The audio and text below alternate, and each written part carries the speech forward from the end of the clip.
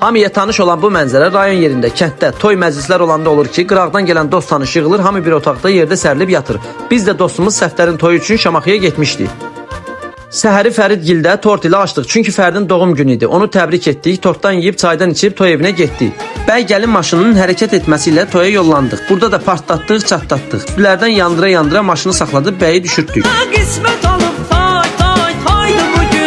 Bəydən şirinlik alıb toya yollandıq. Toy başladı. Şəhidlərin xatirəsi bir dəqiqəlik sükutla yad edildi. Başlayan kimi yeməklərin dadına baxmağa başladım. Lülə kebab və digər yeməklərə 10 üzərindən 8 xal verdim. Yedik içdikdən sonra növbə çatdı söz deməyə və oynamağa. Yenə də fişənglərdən partlatdıq, çatlatdıq. Ləzgi olduğumu da demədən göstərdim. Oynamamışdan əvvəl hamı bəyə şirinlik verirdi. Ceyhun oynadıqca da biznesmen qırqamız Rizvan da pulları göyə səpirdi.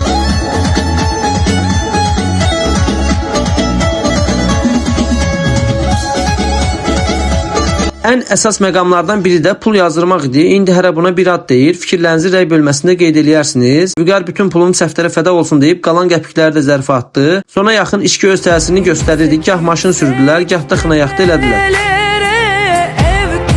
Nə olur olsun, əsas xoşbəxtçilik olsun. Olmayanlara qismət olsun deyib bəylə gəlini yola salıb vlogu sonlandırırıq. Növbəti vloqlarda görüşənədək.